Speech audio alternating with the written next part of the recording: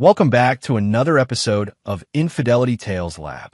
We're thankful for your continued viewership. Before we begin, tell us, where in the world are you watching from? We love knowing our global reach. Now, let's dive into today's story. Chapter 1. Whispers of Deception. Gavin Lockridge tightened his grip on the elegantly wrapped gift box as his SUV crunched along the gravel driveway leading to his mother-in-law's lakeside vacation home. Lights spilled from every window of the sprawling property, and luxury vehicles were parked in neat rows. Diane Harmon's 70th birthday celebration was clearly the social event of the season, which wasn't surprising. The former state representative and wealthy philanthropist had connections throughout Rochester and beyond. "Dad, are you sure we have to go?" Lily, his 6-year-old daughter, asked from the back seat, her voice unusually small. She'd been quiet the entire drive, clutching her stuffed rabbit with white knuckles. "It's Grandma's birthday, sweetheart," Gavin replied, glancing at his daughter through the rearview mirror. "Mom's already here helping set up. We'll just stay a couple of hours, okay?" Lily didn't respond, her eyes fixed on the house ahead. As a security consultant who had built his company from nothing into a 7-figure business, Gavin had developed an instinct for trouble. Something in his daughter's demeanor triggered that internal alarm. He pulled into an empty space between a Mercedes and a BMW, cut the engine, and turned to face her. "What's going on, Lilybug? You're not yourself today." Lily shrugged, avoiding his gaze. "Nothing. Is it something about Grandma's house?" He pressed gently. "I just don't like it here," she mumbled. Gavin stepped out and helped Lily from her booster seat. As they approached the sweeping porch with its pristine white columns, the sounds of laughter and clinking glasses grew louder. Lily suddenly stopped dead in her tracks, yanking his hand with surprising strength. "Dad, don't go in there," she whispered urgently, her eyes wide with fear. Gavin crouched down to her level. "Why, sweetheart? What's wrong?" Lily's bottom lip trembled. "Please, let's go home." In his 15 years of military service before founding Lockridge Security, Gavin had learned to trust instinct, both his own and others. Something in his daughter's plea resonated with the unease that had been building in him for weeks. Tess had been distant, working late, her explanations vague and defensive when questioned. "Okay," he said, surprising himself. "We'll drop off Grandma's gift and head home." He squeezed her small hand. "I trust you, Lilybug." Relief flooded her features as he placed the wrapped box on the porch swing. He rang the doorbell once, then led Lily back to the car before anyone answered. As they pulled away from the house, his phone vibrated with a text from Tess. "Where are you?" "Everyone's asking." He silenced it without replying. They were halfway home when a delivery truck ahead of them suddenly jackknifed. Gavin swerved hard, the SUV skidding across the rain-slicked road before smashing into the guardrail. The airbags deployed with a deafening bang. "Lily!" he shouted, his voice muffled by the settling airbag powder. "Lily, are you okay?" "I'm okay, Daddy," she whimpered from the back seat. "My arm hurts." After ensuring she wasn't seriously injured, Gavin called 911, then helped his daughter out of the car. As they waited for emergency services, huddled under his jacket in the light drizzle, Lily looked up at him with those solemn eyes that sometimes seemed too old for her face. "I saw them, Daddy," she said quietly. "Saw who, sweetheart?" "Mommy and Uncle Griffin. They were kissing in Grandma's bedroom last week when you were in Chicago. Not the way you kiss me goodnight. The way you and Mommy kiss sometimes." The world seemed to tilt beneath Gavin's feet. Griffin Maddox was his wife's cousin's husband, a charming investment banker who had been spending a lot of time at their house lately, supposedly helping Tess with her new business venture. The pieces clicked into place with sickening clarity. "Are you sure, Lily?" She nodded solemnly. "I want to find Mommy because I felt sick and the door was open a little bit. They didn't see me." The wail of sirens approached in the distance as Gavin pulled his daughter closer, his mind already calculating, planning, compartmentalizing the pain that threatened to overwhelm him. "Thank you for telling me the truth," he said, keeping his voice even. "You did the right thing." As the ambulance and police cruiser pulled up, Gavin made a silent vow. He wouldn't confront Tess immediately. No, he would do what he did best: gather intelligence, formulate a strategy, and execute it with precision. And in the end, those who had betrayed him would understand exactly who they were dealing with. Chapter 2. Patterns of Betrayal. 3 days after the accident, Gavin sat in his home office, staring at the monitor displaying surveillance footage from the discrete cameras he'd installed throughout their house 6 months ago. The decision had come after a break-in 2 neighborhoods over. At least, that's what he'd told Tess.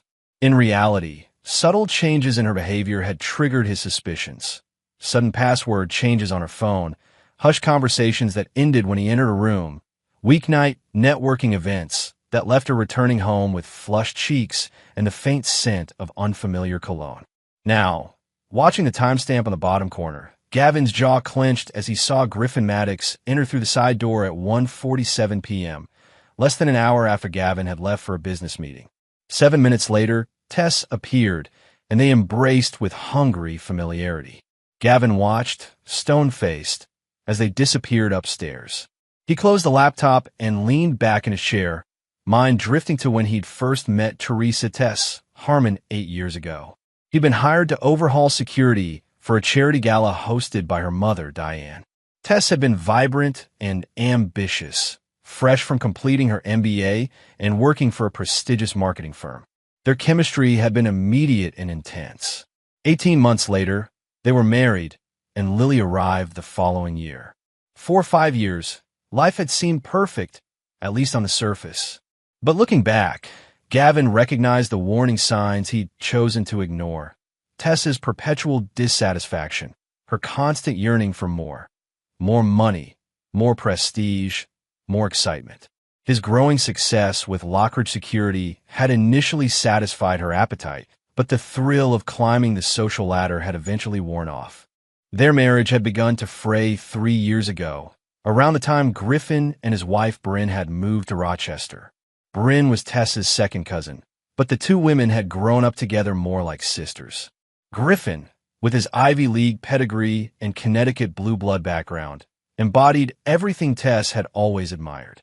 The couple's frequent presence in their lives had never bothered Gavin, until now. A soft knock interrupted his thoughts. Lily stood in the doorway, her left arm in a purple cast. "Daddy, can we have ice cream?" Gavin smiled, pushing away the darkness that threatened to consume him. "Of course, Lilybug. Let me just finish up here. Is Mom coming home for dinner?" she asked, hope in her voice despite everything. "She texted that she's working late again," Gavin replied, keeping his tone neutral. "Just you and me tonight." After tucking Lily into bed later that evening, Gavin retreated to his office and opened his safe. Inside was a worn leather notebook, a habit from his military days when he'd learned never to trust digital records for the most sensitive information. He'd continued the practice in civilian life, documenting anomalies in both his personal and professional worlds. Flipping through the pages, he noted the pattern of Tess's absences, cross-referenced with Griffin's supposed business trips and family commitments. The correlation was undeniable. What he couldn't determine was whether Diane was aware of the affair. The Harmon family had always operated with an unspoken code. Appearances mattered above all else. His phone buzzed with a text from Tess. "Meeting running long. Don't wait up." Gavin checked the GPS tracker he'd installed on her car. She was at the Lakeside Hotel downtown. A quick call to a former colleague who now headed security there confirmed what he already suspected. Griffin Maddox had checked in 3 hours earlier. Replacing the notebook in the safe, Gavin moved to his closet and removed a false panel in the back. Behind it was a weatherproof case containing items from his former life, one that Tess knew little about. Before founding Lockridge Security, he'd spent 5 years in military intelligence and another 3 working for a private contractor that specialized in operations the government preferred to keep off the books. He didn't remove anything from the case. Not yet. But seeing it reminded him of who he truly was beneath the successful businessman exterior. Someone trained to assess threats, exploit weaknesses, and eliminate obstacles with surgical precision. Someone who understood that mercy was often mistaken for weakness. His phone rang, displaying Apollo Werner's name. Apollo had been Gavin's right-hand man in both military and civilian life, now serving as COO of Lockridge Security. "How's she doing?" Apollo asked without preamble. "Lily's fine. Just a broken arm and some bruises. She's resilient. And how are you doing? Gavin paused. Apollo was the only person who knew him well enough to sense when something was wrong. I've been better. Is this about the accident? Or something else? Tess is having an affair with Griffin Maddox. The silence on the other end spoke volumes. Finally, Apollo sighed. How sure are you? Lily saw them together. I've verified it with surveillance. What's your play? I'm still working on that, Gavin replied, his voice hardening. But I can promise you one thing. When I'm done, they'll wish they'd never crossed me. Chapter 3. The Architect of Vengeance. The first month of surveillance yielded more than enough evidence to destroy both Tess and Griffin many times over. Gavin documented their encounters meticulously, dates, times, locations. He tracked their communications through the spyware he'd installed on Tess's devices and the keystroke logger on their home computer. He compiled financial records showing unusual transactions that suggested Griffin might be using company funds to finance their rendezvous. But simple exposure wasn't what Gavin wanted. The revelation of an affair would hurt Tess's reputation temporarily, perhaps cost Griffin his marriage, but the pain would be fleeting. Gavin wanted something more permanent, something that would strip them of everything they valued. One afternoon, while Lily was at a play date, he met with his lawyer, Pascal Reeves, at a cafe 40 miles outside of Rochester. You've been thorough, Pascal remarked, reviewing the documentation Gavin had provided. With this, you could get full custody of Lily and most of your assets in a divorce. That's not enough, Gavin replied, his voice calm despite the storm raging inside him. I need to understand Griffin's business dealings more intimately. Pascal raised an eyebrow. That's dangerous territory. His firm, Maddox Capital, handles investments for some very powerful people, which is precisely why I'm interested. People that powerful rarely achieve success without cutting corners. What exactly are you planning, Gavin? Justice, he replied simply. Now, tell me about the offshore accounts you mentioned. By the time he returned home, Gavin had a clearer picture of how to proceed. He needed to maintain the facade of normalcy while gathering one final piece of intelligence, whether Diane Harmon was complicit in her daughter's affair. The opportunity came when Tess announced she'd be spending the weekend at her mother's lake house to help with some renovations. A transparent lie, given that Griffin had cleared his schedule for the same weekend. Actually, I was thinking Lily and I could join you, Gavin suggested. I haven't seen your mother in weeks. The flash of panic in Tess's eyes confirmed his suspicions. Oh, it's going to be messy with the contractors. Not really a good time for visitors. I insist, Gavin said, his tone leaving no room for argument. Family time is important. Don't you agree? Tess's smile faltered. Of course. I'll let Mom know we're all coming. The drive to the lake house that Friday evening was tense, with Tess texting furiously from the passenger seat. Lily, perceptive as always, remained unusually quiet in the back. Diane greeted them at the door, with her politician's smile firmly in place. What a lovely surprise. I wasn't expecting all of you. Change of plans, Gavin replied pleasantly. I hope we're not interrupting anything. Not at all, Diane said, though her eyes darted nervously to her daughter. As they settled in, Gavin noted the absence of any contractors or signs of renovation. The house was immaculate as always. He also observed Diane taking Tess aside for a hushed conversation in the kitchen, their expressions serious. After dinner, when Lily was engrossed in a movie and Tess had stepped outside to make a work call, Gavin approached his mother-in-law with 2 glasses of her favorite bourbon. Beautiful evening, he commented, handing her a glass as they stood on the screened porch overlooking the lake. Indeed, Diane's voice was guarded. I've always admired your dedication to family, Diane. The Harmon name carries such weight in this community. We've worked hard to build our reputation, she agreed cautiously. Which makes me wonder, Gavin continued, swirling the amber liquid in his glass, why you'd risk it all by facilitating your daughter's affair. The glass nearly slipped from Diane's hand. I don't know what you are. Please, Gavin interrupted, his voice still pleasant, but with an edge of steel. Let's not insult each other's intelligence. This house has been a convenient meeting place for Tess and Griffin for months. You've provided alibis, made excuses, Perhaps even warn them when I was getting too close. Diane's political mask slipped, revealing a calculating hardness that reminded him of Tess. What do you want, Gavin? I want to understand why. Is it because Griffin comes from the right pedigree? Because his family name opens doors that mine can't? You've given Tess a comfortable life, Diane conceded, but Griffin can give her the world. His family's connections, their history, their money, Gavin finished for her. That's what this is really about, isn't it? Tess married down when she chose me, and you've never forgiven either of us for it. You're a self-made man, Gavin. That's admirable, but some doors will always remain closed to you. The conversation confirmed what Gavin had suspected. Diane wasn't merely turning a blind eye to the affair. She was actively encouraging it, perhaps even orchestrating it. Later that night, as Tess feigned sleep beside him, Gavin finalized his plan. The next morning, he suggested taking Lily fishing at the other end of the lake, giving Tess the opening she needed.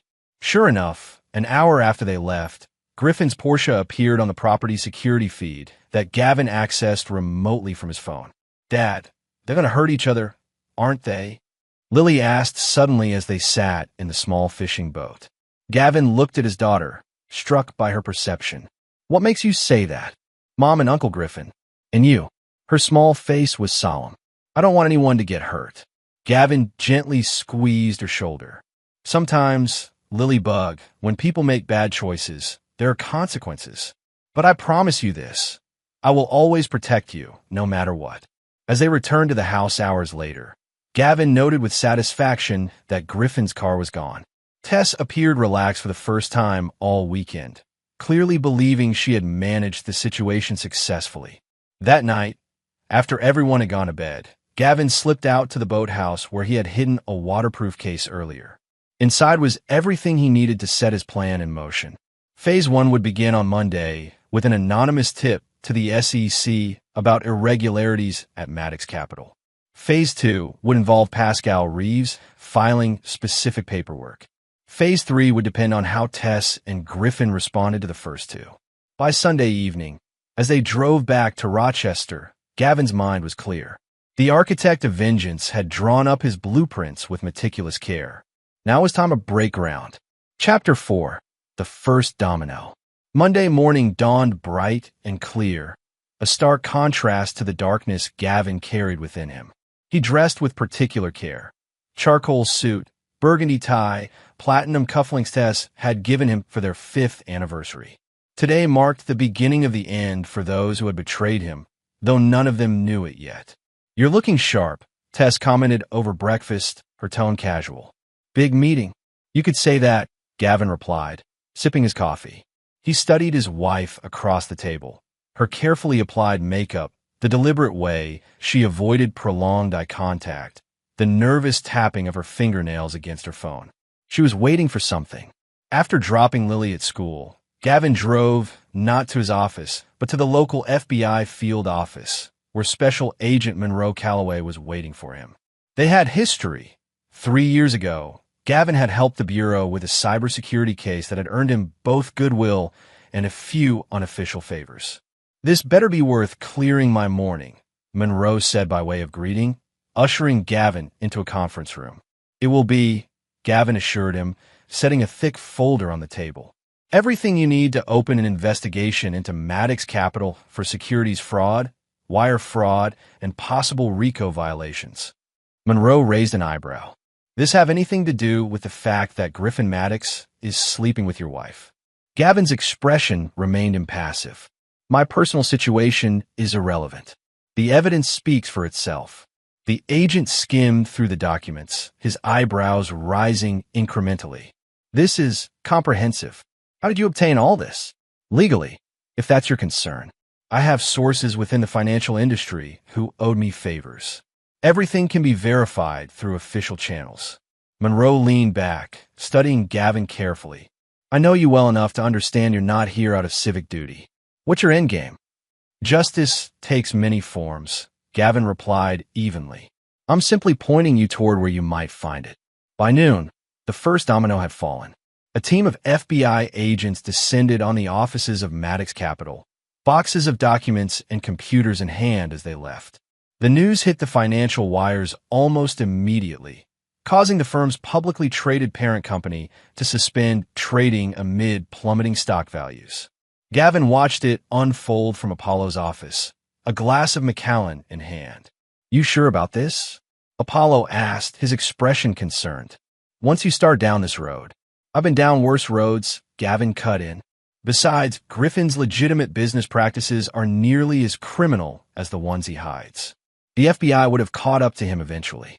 And Tess, what about her?" Gavin's phone buzzed with a text from his wife. "Have you seen the news about Griffin? So shocking. Bryn just called Diane in hysterics, playing the concerned family friend while simultaneously messaging her lover. Her duplicity was almost admirable. Tess made her choice," Gavin said finally. "Now she'll live with the consequences." The second phase began that afternoon. While the financial world was still reeling from the FBI raid, Pascal Reeves filed a lawsuit on behalf of a shell company Gavin had established months earlier. The lawsuit alleged that Maddox Capital had defrauded investors by misrepresenting certain real estate assets that, through a complex series of transactions, Gavin now controlled majority interest in. By evening, Griffin Maddox's world was imploding. His firm was under federal investigation, key investors were pulling out, and now a previously unknown entity was threatening to seize his most valuable holdings. The man himself had gone aground, not answering calls or texts, including 17 increasingly frantic ones from Tess that Gavin had observed through his surveillance. When Gavin arrived home, he found Tess pacing the kitchen, her composure fracturing visibly when she saw him. "Have you heard from Griffin?" she asked, then immediately tried to backtrack. "I mean, Bryn is beside herself, and I thought maybe through your security connections." "Why would I have heard from Griffin?" Gavin asked mildly, setting his briefcase down. "We're hardly close. I just thought, with your law enforcement contacts, you might know more about what's happening." "I know that the FBI doesn't raid investment firms without cause," he replied, moving to pour himself a drink. "And I know that Griffin's always struck me as someone willing to cut corners to get ahead." Tessa's eyes narrowed slightly. "You almost sound glad about his troubles." "I'm indifferent," Gavin said with a shrug, "though I'm concerned about how this might affect Lily. She's quite fond of her Uncle Griffin, isn't she?" The barb hit its mark.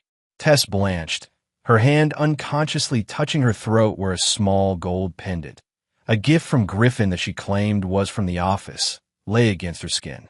"I'm sure it's all a misunderstanding," she managed. "We'll see," Gavin replied, raising his glass in a mock toast. "Justice has a way of finding those who deserve it."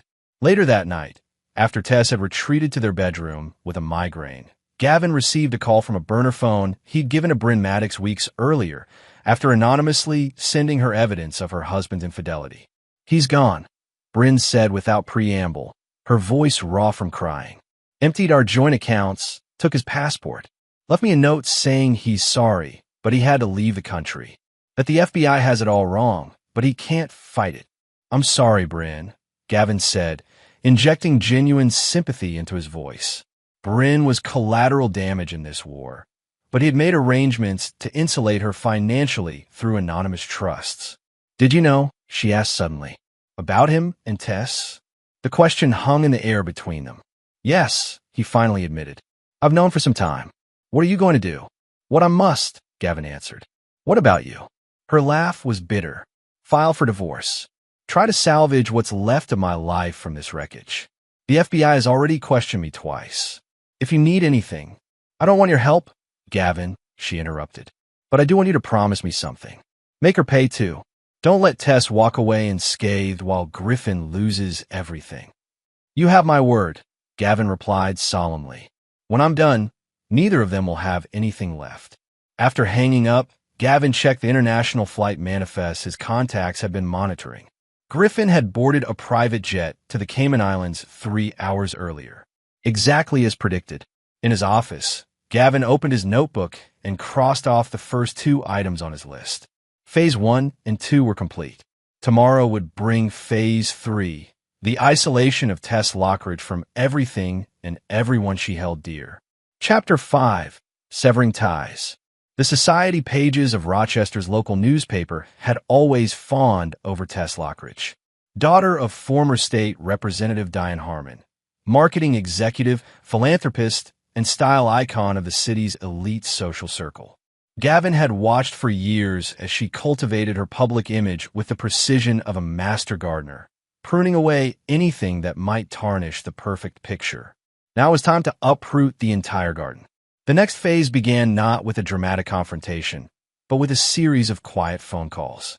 Gavin's years in security had taught him that information was the most valuable currency, and he had amassed a considerable fortune. Politicians with secrets, business leaders with hidden vices, socialites with carefully concealed pasts. Gavin had files on dozens of Rochester's most influential figures, not for blackmail, but for insurance. Today, those investments would pay dividends. By mid-morning, Tess's phone was buzzing constantly.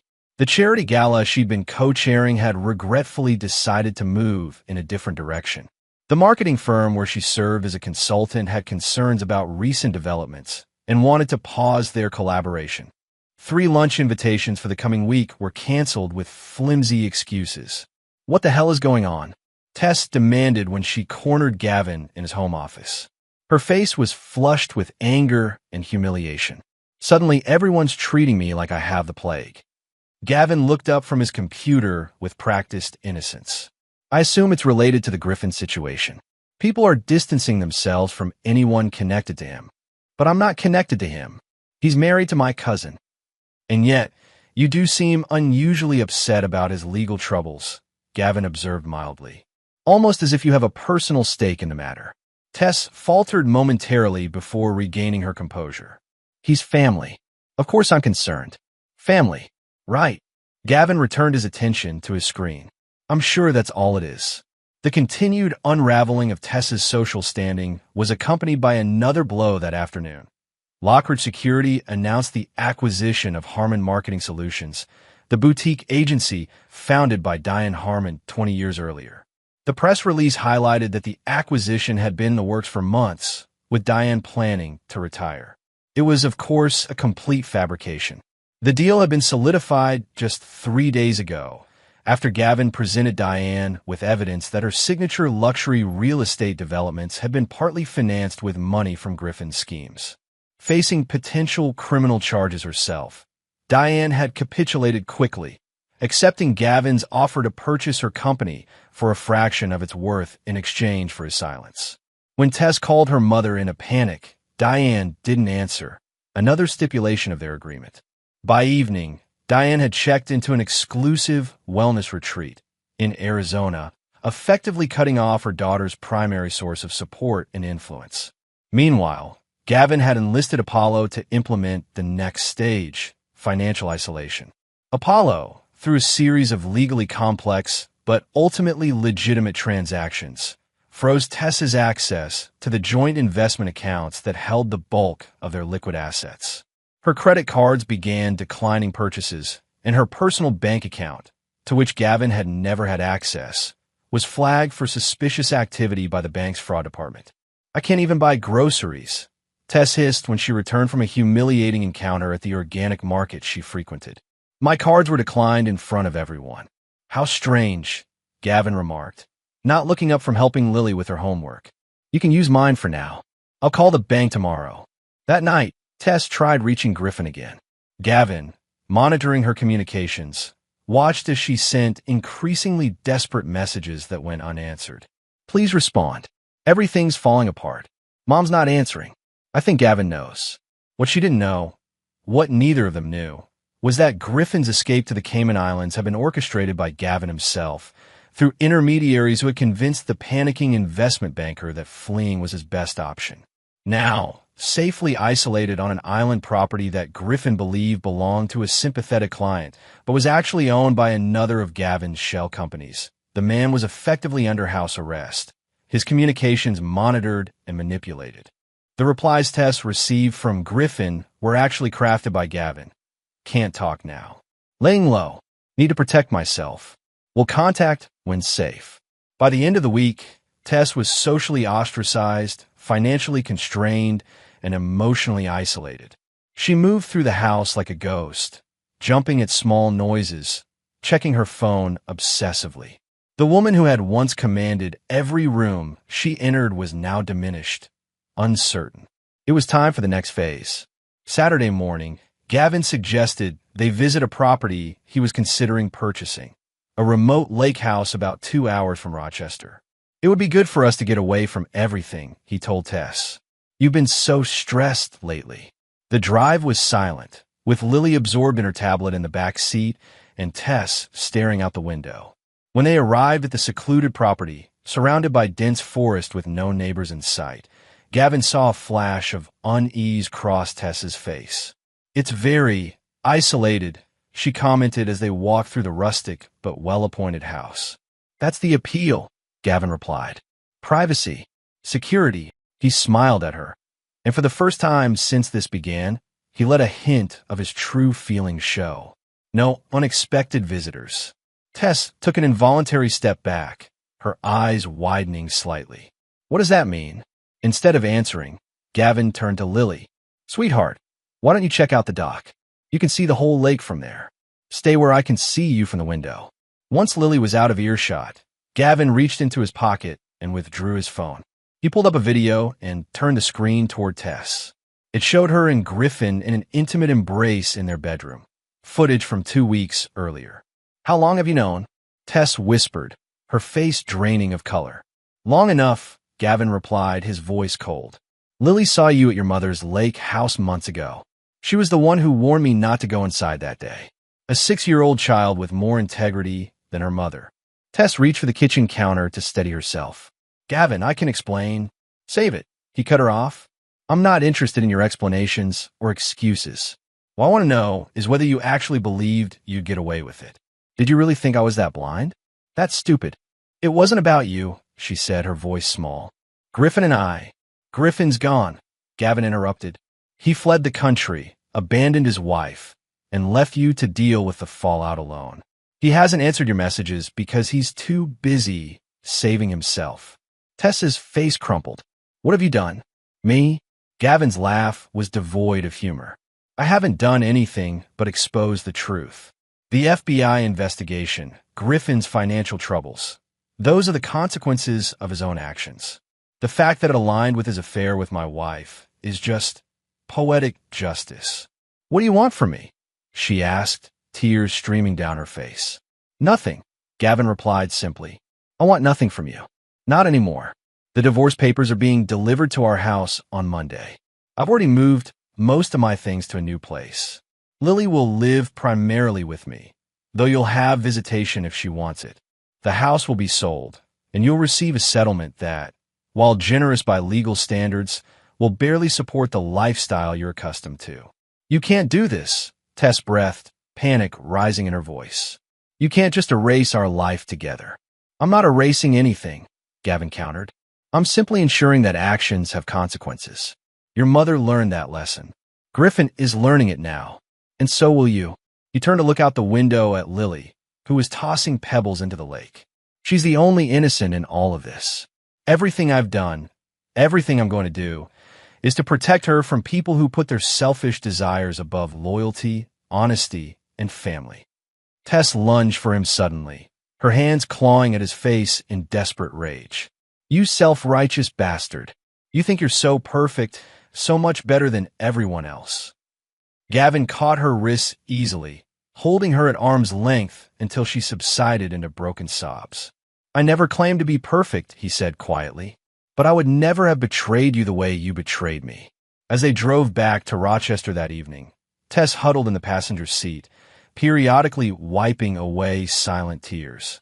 Lily, perceptive as always, reached forward from the back seat to pat her mother's shoulder.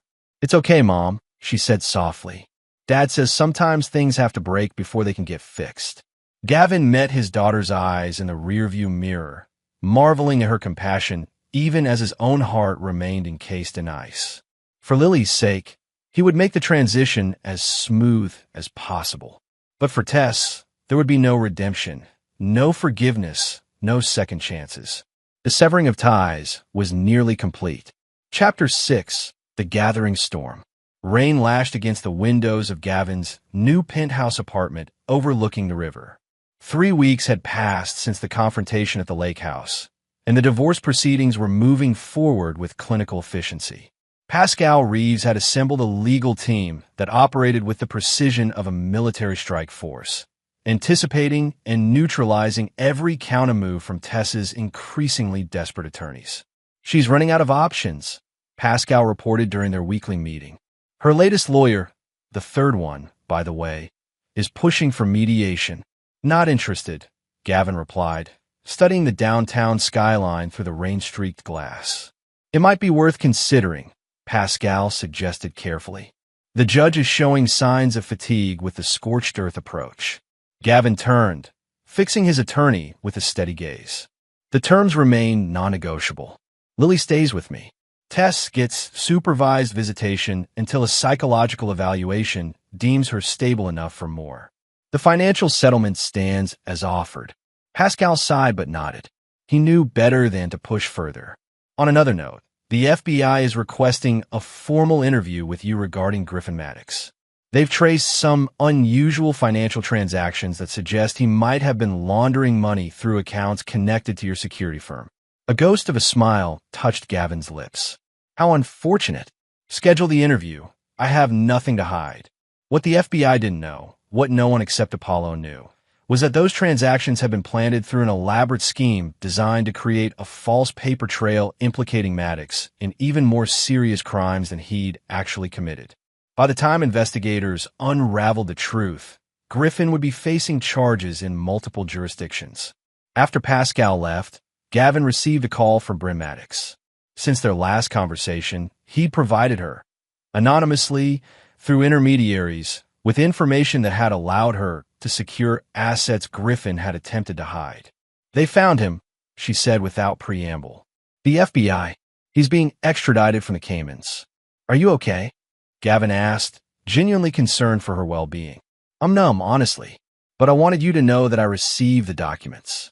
The offshore account information, the property deeds. I don't know how you got them, and I don't want to know. But thank you. You deserved better than what happened to you," Gavin said simply. "So did you," Bryn replied. "Have you heard from her?" "Tess. Only through attorneys. My mother told me she's living in a small apartment on the east side now. Apparently, none of her friends are returning her calls anymore." There was a pause. "Is that part of your plan too?" "People show their true nature in times of crisis," Gavin answered carefully. "I may have simply helped that process along." After hanging up, Gavin checked the time and called Lily, who was spending the weekend with her maternal grandmother. Despite Diane's complicity in the affair, Gavin had permitted these visits, partly for Lily's sake, and partly because Diane, thoroughly cowed by the evidence he held against her, now served as an unwilling spy in the enemy camp.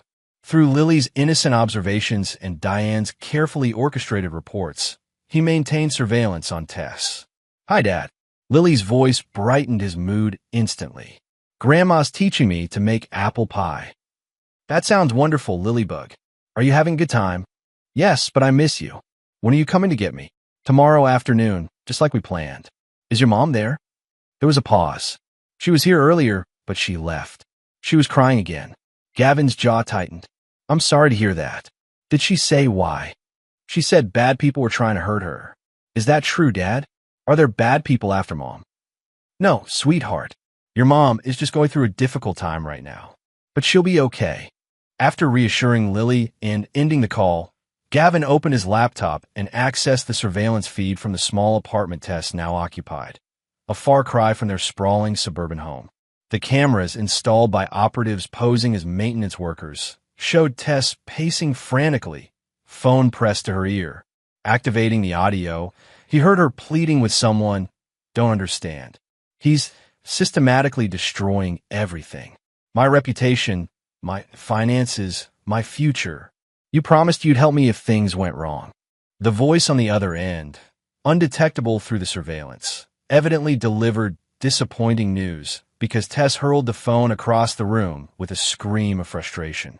Gavin watched dispassionately as she collapsed onto her sofa, sobbing. He felt no satisfaction in her distress, but neither did he feel pity. The woman he had loved, the mother of his child, had revealed herself to be a stranger, someone capable of profound betrayal, who had conspired with her lover and her own mother to deceive him for months. His phone buzzed with a text from an unknown number. "We need to talk. Things have gone too far. Meet me at Riverview Park tomorrow at noon." Gavin considered ignoring it, but curiosity won out. What desperate play was Tess attempting now? He texted back a single word, "Fine." The next morning, before his meeting with Tess, Gavin stopped by Apollo's office to review security footage from the firm's various client sites.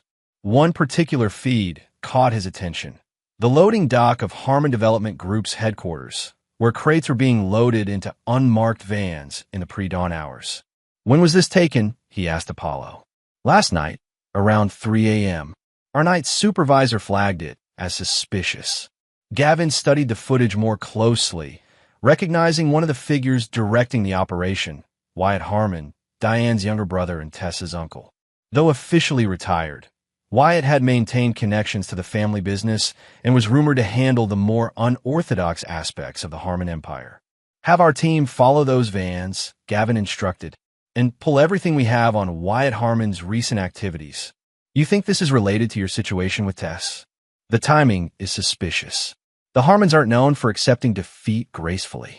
By the time Gavin arrived at Riverview Park, dark clouds had gathered overhead, mirroring the ominous feeling that had settled in his gut. He found Tess sitting on a bench overlooking the water, her once impeccable appearance now diminished by stress and lack of sleep. "Thank you for coming," she said as he sat beside her, maintaining a careful distance. "What do you want, Tess?" She took a deep breath. "I want you to stop. This vendetta, it's gone beyond punishment. You're destroying lives, including your own daughters." "Lily is doing fine," Gavin countered. "She's resilient, and she has me." "She needs her mother too," Tess insisted. "And she needs you to be the man I married, not this calculating machine you've become." Gavin laughed without humor. "That's rich, coming from you. You conspired with your lover and your mother to deceive me for nearly a year. You were planning to leave me, take Lily, and clean out our accounts." "I found the paperwork, Tess. The passport application for Lily with her name changed to Harmon instead of Lockridge." Tess blanched. "How did you?" "I know everything." Gavin cut her off. "Every detail of your plan with Griffin. How you were going to claim emotional abuse to get full custody. How you were going to relocate to Connecticut near his family's estate. How your mother was helping facilitate the whole thing, using her political connections to smooth the way." "It wasn't like that," Tess protested weakly. "Not at first. Griffin and I, we didn't plan to fall in love." "Love?" Gavin's voice hardened. "Was it love when you discussed having me investigated for fraudulent business practices to destroy my reputation? Was it love when you and Griffin laughed about how oblivious I was?" "I have the recordings, Tess. Every damning word." Tears spilled down her cheeks. "I made terrible mistakes. I know that. But this systematic destruction, it has to stop. If not for me, then for Lily." "This isn't about punishment," Gavin said quietly. "It's about justice. Actions have consequences. You, Griffin, your mother, you all chose your paths knowing the risks. Now you're living with the results." "My Uncle Wyatt thinks you've lost your mind," Tess said suddenly, her tone shifting. "He says you're dangerous and need to be stopped before you hurt someone." The mention of Wyatt confirmed Gavin's suspicions. "Is that a threat?" "It's a warning," Tess replied, rising from the bench. "You've made powerful enemies, Gavin. Enemies who don't play by the rules like you do." She hesitated, then added softly, "I never wanted it to come to this." As she walked away, Gavin remained seated, processing the implicit threat. The Harmon family was circling the wagons, preparing to strike back. Wyatt Harmon, with his rumored connections to less than legitimate business associates, posed a more unpredictable threat than Diane's political maneuvering or Griffin's financial schemes. The storm was gathering, just as Gavin had anticipated. In fact, he had counted on it. Back at his apartment, he opened the weatherproof case from his closet and removed several items: a satellite phone, a set of encrypted flash drives, and a small leather-bound book containing contact information for individuals from his past life. People who operated in the shadows, who understood that sometimes justice required working outside traditional channels. It was time to activate the final phase of his plan. The Harmons believed they were preparing to strike back, unaware that they were actually walking into an elaborate trap years in the making, a contingency Gavin had established long before he had any reason to use it. He made 3 calls. The first to Pascal Reeves, instructing him to expedite certain legal filings. The second to Apollo, activating security protocols they had designed for worst-case scenarios. The third to a number he hadn't dialed in over 5 years. "It's Lockridge," he said when the line connected. "I'm calling in that favor." The gathering storm would soon break. And when it did, Gavin would be the only one left standing. Chapter 7. Checkmate. The mansion on Lakeshore Drive had once seemed like the embodiment of old money and political influence.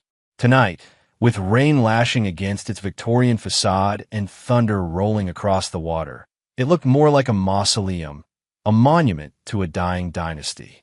Gavin bypassed the security system with practiced ease, making his way through the darkened house until he reached Diane Harmon's study. She was there, as expected, nursing a glass of bourbon while reviewing documents spread across her antique desk. "Breaking and entering is a felony, you know," she said without looking up, betraying no surprise at his presence. "So is conspiracy to commit fraud, witness tampering, an accessory to embezzlement," Gavin countered, settling into the leather chair across from her. "Not to mention the more colorful activities your brother Wyatt has been engaged in recently." Diane finally raised her eyes to meet his. "What do you want, Gavin? Haven't you done enough damage to my family?"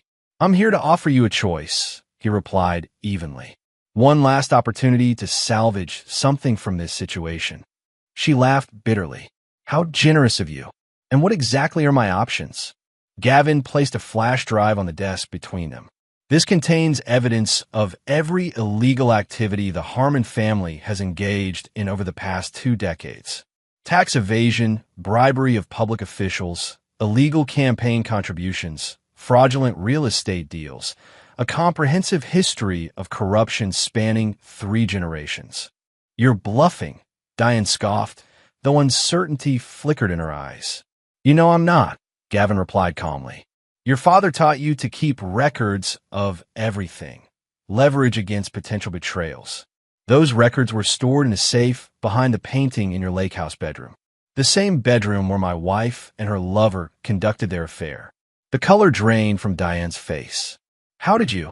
"I've been planning for this possibility for years," Gavin interrupted, "long before I had any reason to use it. I've always believed in being prepared for all contingencies." "So what's the choice you're offering?" Diane asked, her political mask slipping to reveal genuine fear. "Option 1. You call off Wyatt and whatever scheme he's planning. You publicly support the divorce settlement as it stands. You make no attempt to interfere with my custody of Lily. In return, this evidence remains sealed, and you get to retire with your reputation and freedom intact." And option 2. "I release everything," Gavin said simply, "to the FBI, the IRS, the media. By this time tomorrow, the Harmon name will be synonymous with corruption. Your political legacy will be in tatters, your social standing destroyed, and your financial empire dismantled." Diane reached for her bourbon with a slightly trembling hand. "You would do that to Lily? Destroy her family name out of spite? Don't try to use my daughter as leverage," Gavin warned, his voice hardening. "Not when you were willing to help take her away from me. Besides, she's a Lockridge, not a Harmon." There was a long silence as Diane weighed her options. Finally, she asked, "What about Tess? What about her?" "She's still my daughter." "And Lily is still my daughter," Gavin countered. "That didn't stop you from conspiring against me." Diane studied him with newfound respect tinged with fear. "You know, I always underestimated you. I saw the successful business, the military background, but I never really understood who you were beneath the surface." "Few people do," Gavin acknowledged. "It's an advantage in my line of work." "And what happens after I agree to your terms?" "You simply disappear from our lives with Lily. That's the general idea. Though I should mention that the evidence on that drive is just one copy. If anything happens to me, or if my daughter's well-being is ever threatened, multiple dead man switches will activate, releasing everything automatically. Diane closed her eyes briefly, the gesture one of defeat. You've thought of everything, haven't you? It's what I do. Then I don't really have a choice, do I? She reached for the phone on her desk. I'll call Wyatt now. Gavin stood. One more thing. Griffin Maddox. Diane's expression tightened. What about him? He returns to face the charges against him. No mysterious accidents. No disappearances. No convenient legal loopholes. He pays for what he's done. He's not family. Diane replied dismissively. Do what you want with him. As Gavin left the mansion, the rain had stopped, and the first hints of dawn were lightening the eastern sky. The confrontation with Diane had gone exactly as planned, but the night wasn't over yet. There was one more piece to put in place. 20 minutes later, he arrived at an industrial warehouse on the outskirts of town. Inside, illuminated by harsh fluorescent lights, Wyatt Harmon was supervising the unloading of crates, the same crates Gavin had observed being removed from Harmon Development Group's headquarters. You have spectacularly bad timing, Lockridge, Wyatt drawled when he spotted Gavin approaching. Two burly men moved to flank their boss, hands drifting toward concealed weapons. On the contrary, Gavin replied, seemingly unconcerned by the implied threat. I'd say my timing is perfect. At that moment, the warehouse doors burst open and FBI agents swarmed in, weapons drawn. Leading them was Special Agent Monroe Calloway, who approached with a grim smile. Wyatt Harmon, you're under arrest for firearms trafficking, interstate transportation of stolen goods, and conspiracy to commit murder for hire. He nodded toward Gavin. Thanks for the tip. As Wyatt was handcuffed and the crates, containing illegal weapons bound for buyers across state lines, were cataloged as evidence, Monroe pulled Gavin aside. I've been trying to nail this bastard for years, he said. How did you know about this shipment? Let's just say I've been paying very close attention to the Harmon family's activities lately, Gavin replied. Professional curiosity. Monroe's eyes narrowed suspiciously. This have anything to do with your ongoing divorce? Pure coincidence, Gavin assured him with a perfectly straight face. Though, I'd appreciate it if you could keep my name out of the official reports. For security reasons. Why? Security reasons. Monroe shook his head. You know, sometimes you scare me, Lockridge. I'll take that as a compliment. By the time Gavin returned to his apartment, the sun had fully risen. He showered, changed, and prepared breakfast, timing it perfectly so that when Apollo arrived with Lily, warm pancakes were waiting. Dad! Lily exclaimed, running into his arms. Uncle Apollo let me ride in his cool car with the special lights. Did he now? Gavin smiled, lifting her into a hug. Over her shoulder, he met Apollo's gaze questioningly. Everything's handled, Apollo confirmed quietly. Diane called off the dogs. Wyatt's arrest is all over the news. And Griffin Maddox landed at the airport an hour ago, accompanied by federal marshals. And Tess, attempting damage control. She's meeting with her new attorney as we speak. Gavin nodded, setting Lily down. Sweetheart, why don't you go wash up for breakfast? I need to talk to Uncle Apollo for a minute. Once she was out of earshot, Apollo asked, Is it over? Almost, Gavin replied. There's still the matter of the divorce hearing tomorrow. You think she'll fight it? She'll try.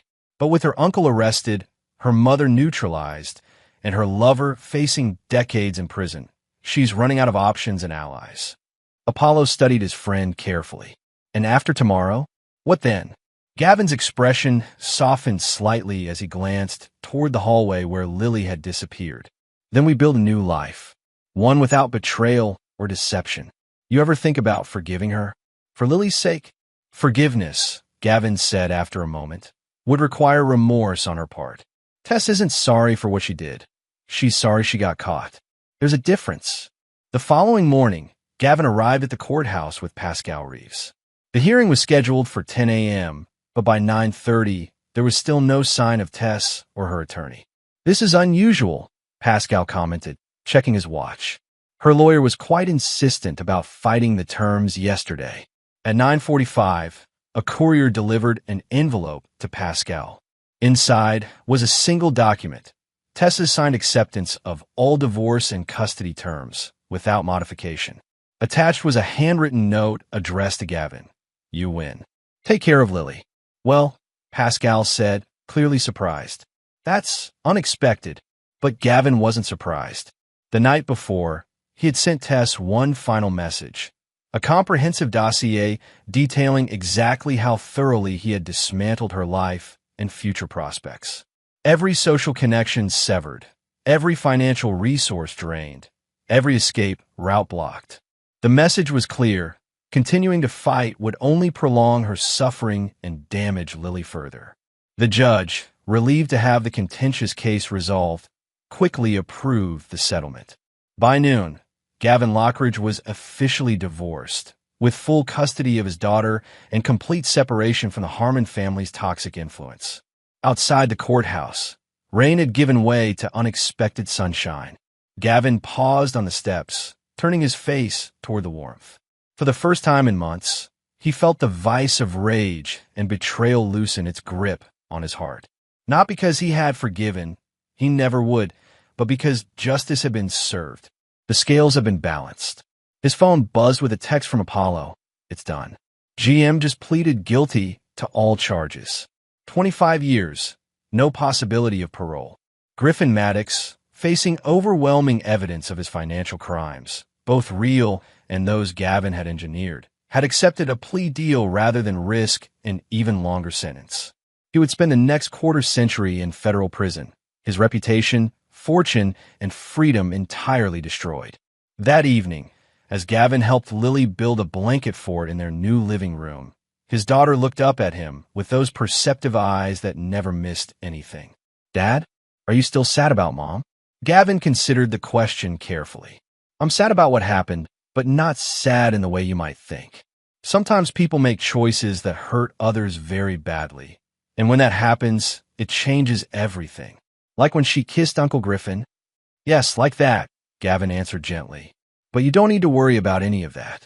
What's important is that you and I are together, and that's never going to change. Lily seemed to accept this, returning her attention to the construction project at hand.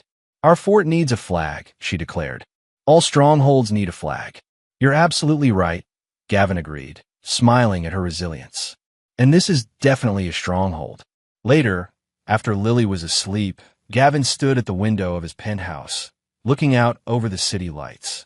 In his hand was a small velvet box containing the wedding ring he had removed months ago. With a decisive gesture, he dropped it into the wastebasket beside his desk. The chapter was closed. The game was over. Checkmate. Chapter 8. Ashes and Embers. 6 months after the divorce, winter had settled over Rochester with uncharacteristic gentleness. Light snow dusted the city like powdered sugar, transforming the urban landscape into something from postcard.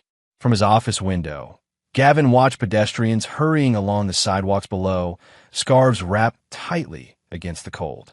Lockridge Security had expanded significantly, absorbing not only Diane Harmon's marketing firm, but several other local businesses as well.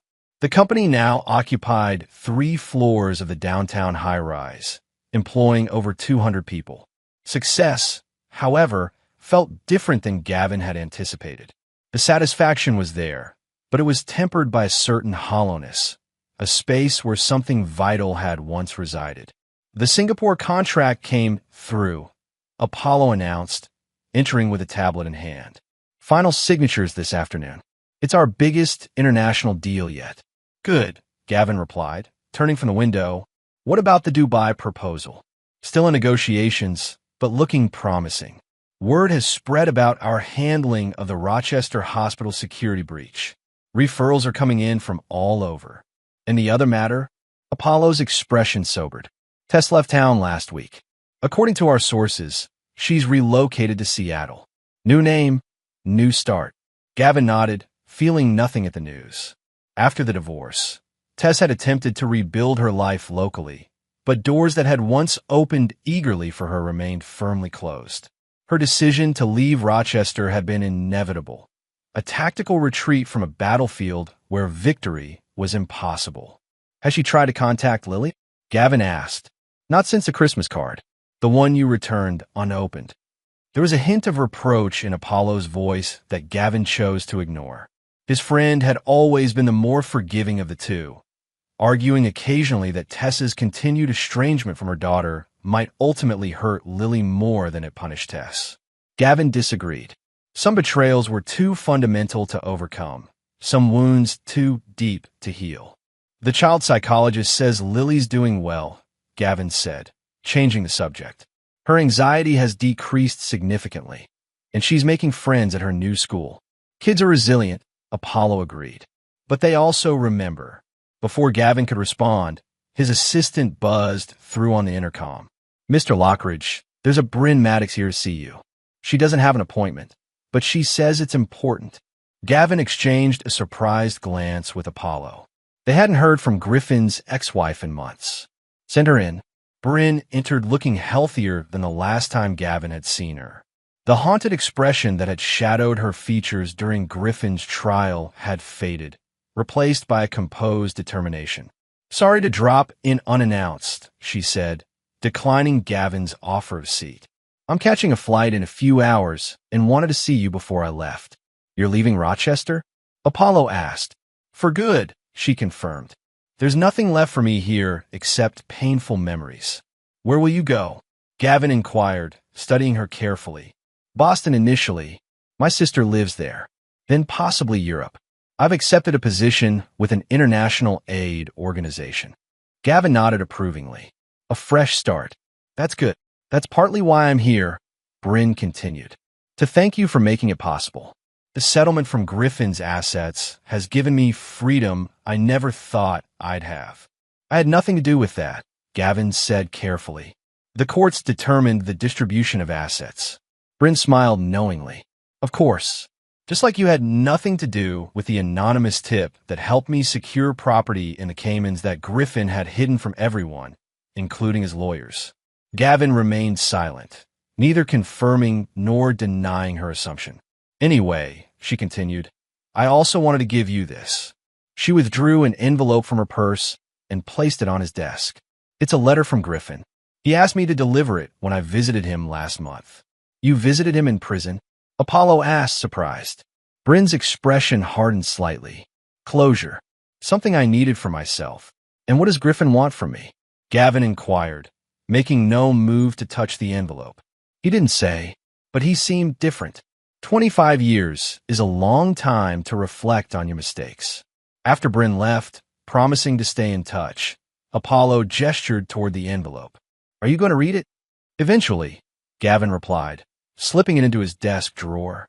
But not today. Later that evening, after picking up Lily from her chess lesson, a new interest she had developed with surprising intensity, Gavin prepared dinner while she worked on homework at the kitchen counter. The domestic routine they had established felt comfortable now, the initial awkwardness of being a single parent giving way to a natural rhythm. Dad, Lily asked, looking up from her math worksheet. Is it true that Mom moved away? Gavin paused, knife hovering over the cutting board. Yes. Who told you that? Madison at school. Her mom knows Grandma Diane. I see. Gavin resumed chopping vegetables, considering his response carefully. Yes, your mom has moved to another city. Will we ever see her again? The question hung in the air between them, weighted with implications Lily couldn't possibly understand. Gavin set down the knife and moved to sit beside his daughter. That's complicated, Lilybug. Your mom made some choices that hurt our family very badly. Sometimes when that happens, it's better for people to be apart, even if they're a mom and her kid. Lily pressed, her eyes serious. Even then, sometimes, Gavin answered honestly. But that doesn't mean she doesn't love you. And it definitely doesn't mean you can't love her. Lily seemed to consider this. I miss her sometimes. Is that okay? Of course it is, Gavin assured her, though the words cost him something to say. She's your mother. Nothing will ever change that. Later, after Lily was asleep, Gavin retrieved Griffin's letter from his briefcase. For several minutes, he simply held it, debating whether to read it or throw it away unopened. Curiosity finally won out. The handwriting was shaky, lacking the confident flourish Gavin remembered from Griffin's signature on business documents and holiday cards. Gavin, I don't expect forgiveness or understanding. I don't deserve either. But after months of therapy and reflection, I feel compelled to offer you something I should have given long ago. Truth. My relationship with Tess wasn't some grand passion or star-crossed love affair. It was vanity and weakness on both our parts. We were attracted to what we represented to each other, not who we really were. I was flattered by her admiration. She was drawn to what she perceived as my social status. Neither of us considered the destruction we would cause. I want you to know that your daughter was never part of our plans. The passport application was Diane's idea, not ours. Tess rejected it immediately, though I admit I considered it. That failure of character is among my many regrets. You orchestrated my downfall with a precision that still awes me. Every avenue of escape was blocked, every contingency anticipated. I underestimated you completely, and I paid the price for that arrogance. I don't ask for your pity. I made my choices and now live with their consequences. But I do ask one thing. Consider allowing Tess some relationship with Lily. Not for Tess's sake, but for your daughter's. Children shouldn't have to bear the weight of adult failures. Griffin Maddox. Gavin refolded the letter and placed it back in the envelope. Griffin's words stirred something uncomfortable within him. Not sympathy, but a nagging question about whether his pursuit of justice had calcified into something harder and less defensible. The next morning, after dropping Lily at school, Gavin made an unscheduled visit to Diane Harmon's estate. The once immaculate property showed subtle signs of neglect. Unraked leaves, peeling paint on the garden gate, blinds perpetually drawn. Like her daughter, Diane had experienced a dramatic fall from grace. Though she had avoided legal consequences due to Gavin's intervention, her social and political influence had evaporated overnight. Diane answered the door herself, looking older and more frail than he remembered. She regarded him with wary surprise. "Gavin, this is unexpected. May I come in?" She hesitated, then stepped aside. The interior of the house was dim and musty, as if windows hadn't been opened in months. "I assume this isn't a social call," Diane said, leading him to the study where they had last spoken. "Has something happened to Lily?" "Lily's fine," Gavin assured her. "I'm here about Tess." Diane sank into an armchair, suddenly alert. "What about her?" "I understand she's left Rochester." "Yes, there is nothing left for her here," Diane replied, a hint of accusation in her tone. "You saw to that quite thoroughly." "She's still seeing the therapist I arranged?" Gavin asked, ignoring the barb. "As far as I know. She calls once a week, but she shares little about her new life. I think she's afraid I'll somehow compromise it, given my track record." Gavin nodded, understanding the self-recrimination beneath Diane's words. "I've been thinking about Lily's relationship with her mother." Hope flickered in Diane's eyes. "Are you considering allowing contact?" "Supervised visits," Gavin clarified, "if the therapist confirms Tess's stability and commitment to treatment. And only if Lily wants it." "She will," Diane said confidently. "She asks about her mother every time she visits." "There would be conditions," Gavin continued, his tone hardening. "Strict boundaries. Any attempt to manipulate Lily or turn her against me would end the arrangement permanently." "I understand," Diane agreed quickly. "And thank you. This means more than you know." As Gavin prepared to leave, Diane called after him. "Was it worth it, Gavin? All of it? The destruction, the vengeance?" He paused at the door, considering the question seriously. "Justice isn't about worth," he finally answered. "It's about balance. Actions have consequences. You taught Tess many things, but never that fundamental truth. And now we all live with those consequences, including me." That evening, as snow fell gently outside their penthouse windows, Gavin and Lily built another blanket fort, a tradition they had maintained since moving into the new apartment. Inside its fabric walls, illuminated by string lights, they ate pizza and played board games. "Dad," Lily asked as Gavin contemplated his next chess move, "if I want to see Mom sometime, would that be okay?" Gavin looked up, meeting his daughter's earnest gaze. In that moment, he saw not just Lily, but echoes of the future young woman she would become, someone who would eventually form her own judgments about her parents and their choices. "Yes," he said finally. "If that's what you want, we can arrange it." Lily's face brightened with surprised delight. Really? You wouldn't be mad? Your feelings matter, Lilybug. They always have. Your mom made mistakes, serious ones, but she loves you. That hasn't changed. As Lily hugged him fiercely, Gavin felt something shift within him. Not forgiveness, exactly, but perhaps the first recognition that healing and justice might sometimes require different paths. It didn't mean forgetting or excusing what had happened. Some betrayals left permanent scars. But for Lily's sake, he could allow this small opening, this narrow bridge across the chasm that would forever separate him from his former life. The game would continue, but with new rules. And this time, perhaps, without complete devastation as its goal. Chapter 9. Iron and Ash. Spring arrived in Rochester with a riot of color, as if nature itself was determined to erase all memory of winter's austerity. Cherry blossoms lined the streets downtown, their pale pink petals drifting on the breeze like organic confetti.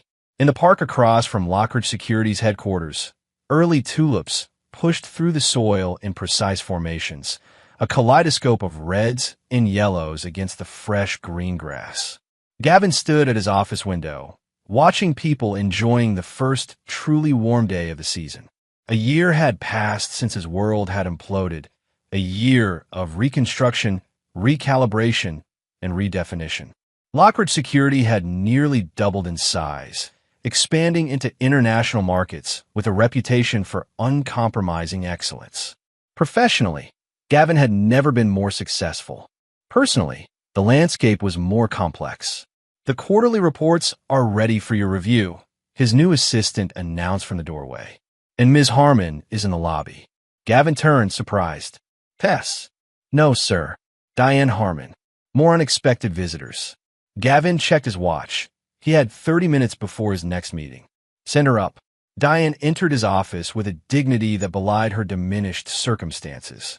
After their conversation 3 months earlier, she had sold her mansion and moved into a modest condominium, donating much of the proceeds to charity, a transparent attempt at image rehabilitation that had been met with skepticism by Rochester's social elite. Thank you for seeing me without an appointment, she said, declining his offer of refreshment. I'll be brief. Is this about Lily's birthday next week? Gavin asked. We've already discussed the arrangements for her party. No, it's about Tess. Diane pulled an envelope from her purse, a gesture reminiscent of Bryn's visit months earlier. She asked me to give you this.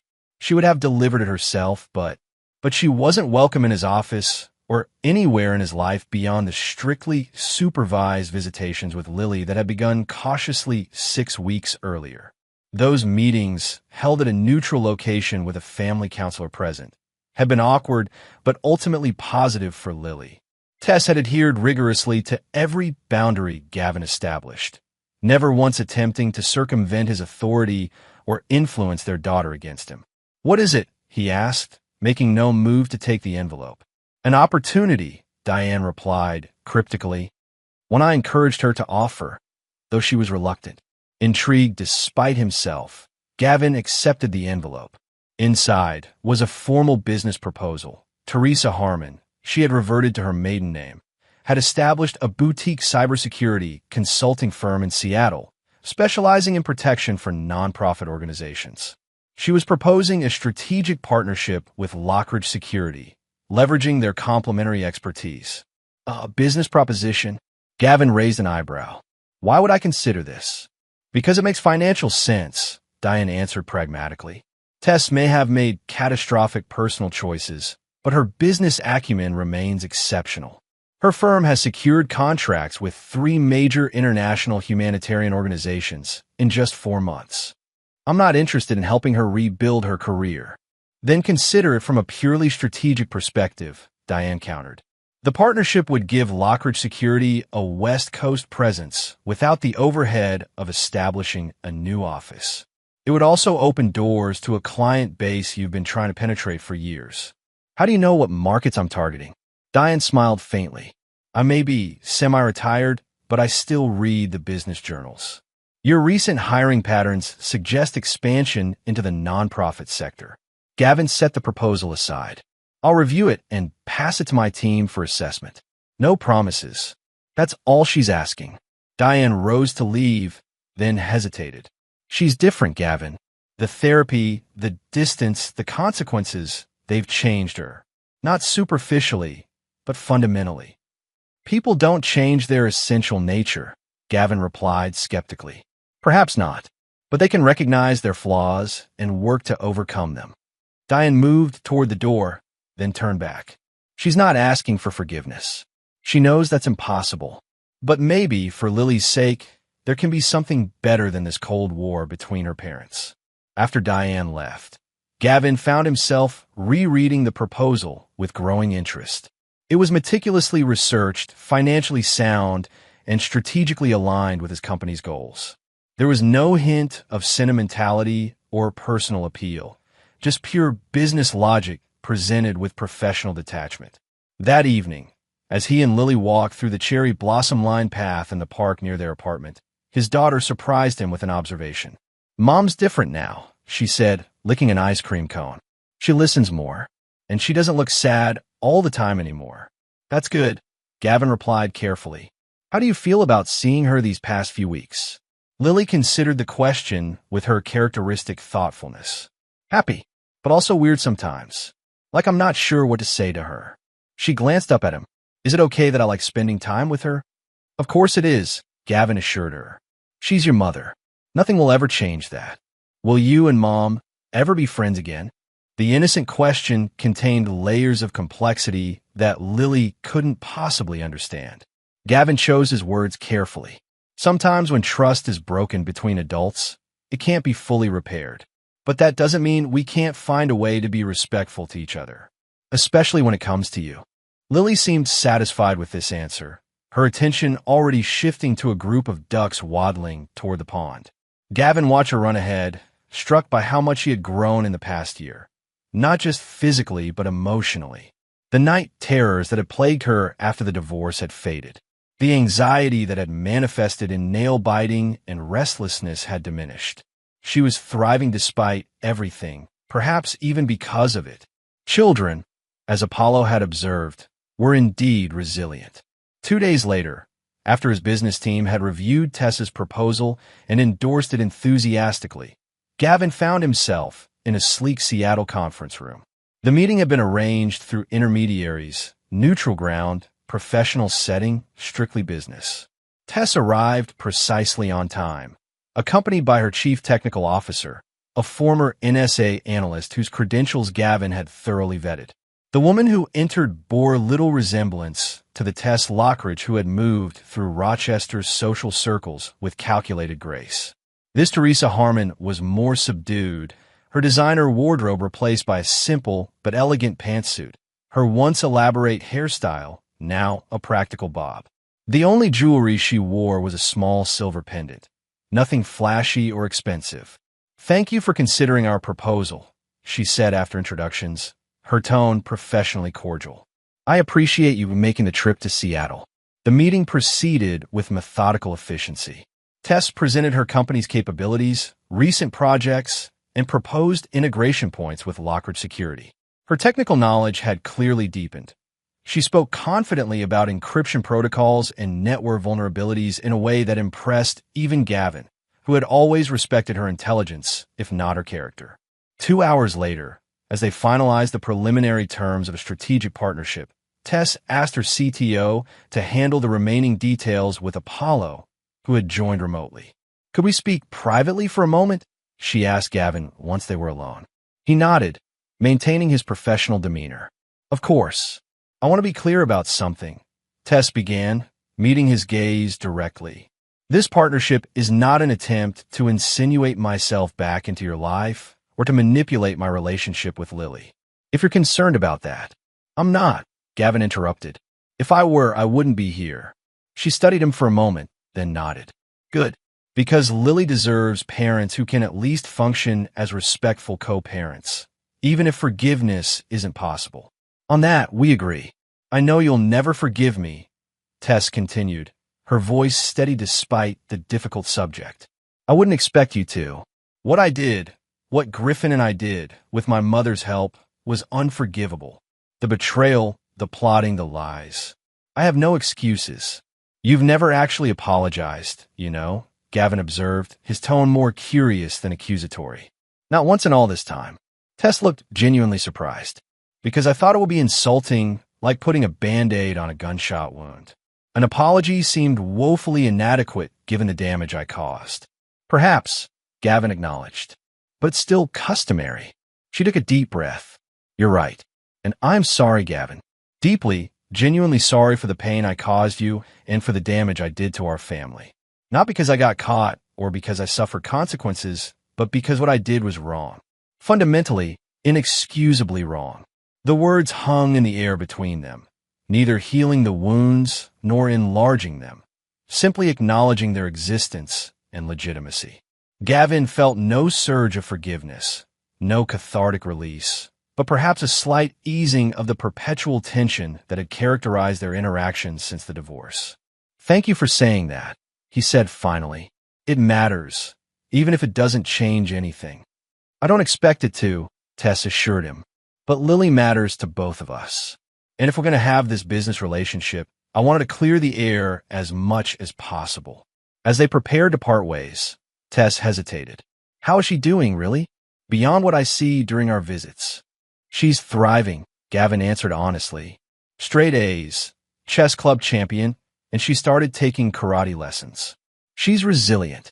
Like her father, Tess observed with a small, sad smile. And her mother, Gavin added, surprising them both with the acknowledgement.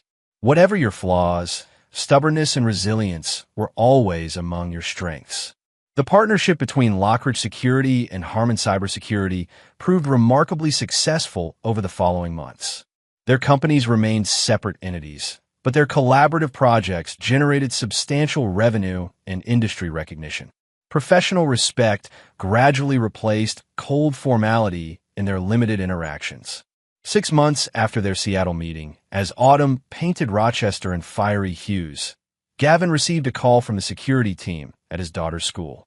Lily had been approached by a stranger in the parking lot, a man who claimed to be a friend of her mother's and offered to drive her to her karate lesson. Alert and well-trained by both her parents about potential dangers, Lily had immediately reported the incident to a teacher. By the time Gavin arrived at the school, local police had reviewed security footage and identified the man as Willis Maddox, Griffin's older brother, who had publicly blamed Gavin for his siblings' downfall. The attempted contact with Lily represented a serious escalation, one that Gavin would not tolerate. He called Tess immediately. Did you know about this? He demanded without preamble. Know about what? Her confusion seemed genuine.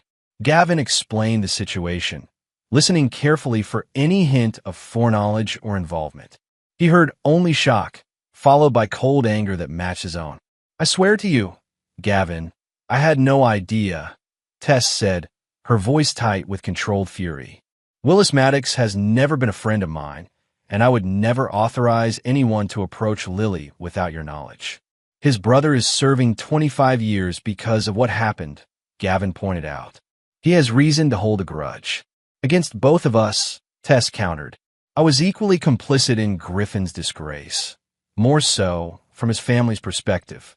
That night, after ensuring Lily was safely asleep in her bed, Gavin made a call to an old contact, someone from his former life who specialized in persuasive negotiations. The message to be delivered to Willis Maddox was simple. Any further attempt to contact Gavin's daughter would result in consequences far worse than those his brother had faced. To his surprise, Tess called the next morning with similar news. I've handled the Willis situation, she said without elaboration. He won't be approaching Lily or anyone else in our family again. How did you manage that? Gavin asked, genuinely curious. Let's just say that the Maddox family has more secrets than they'd like exposed. I made it clear that my discretion depends entirely on their complete disassociation from our lives. The incident, though disturbing, had an unexpected effect. It reminded them both that despite everything that had transpired between them, they shared a fundamental priority, protecting their daughter.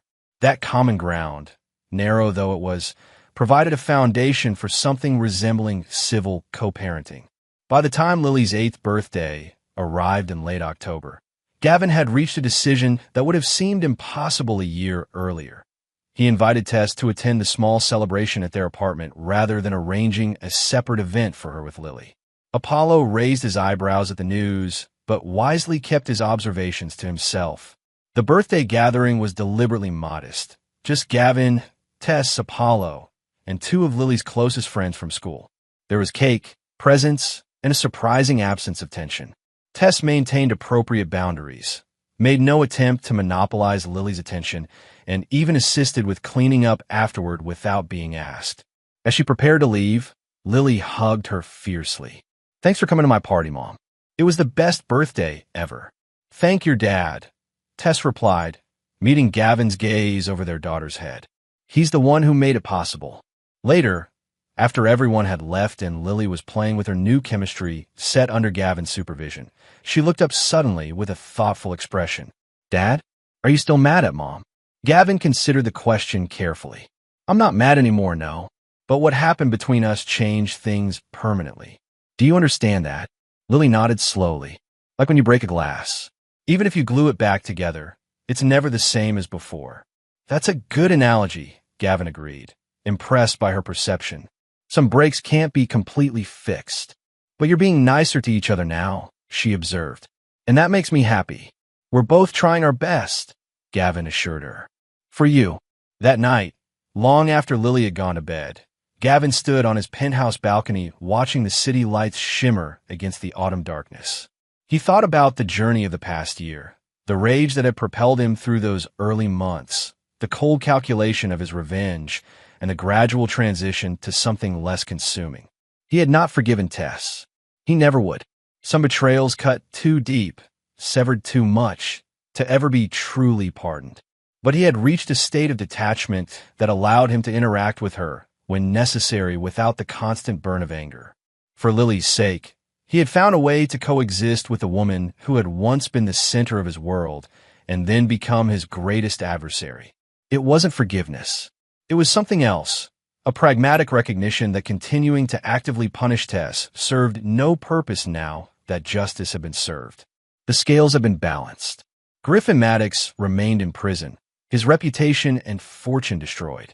Diane Harmon lived in diminished circumstances, her political aspirations permanently extinguished. Tess had lost her social standing, her financial security, and most painfully, her place in her daughter's daily life. The punishment had fit the crime. And now, like iron cooling after being shaped by fire, the white-hot rage had tempered into something harder, more durable, but less consuming. Gavin Lockridge would never forget what had been done to him. He would never fully trust his ex-wife or welcome her back into his inner circle. But he would permit her continued presence in their daughter's life as long as she maintained the boundaries he had established. He would engage in civil business dealings that benefited both their companies.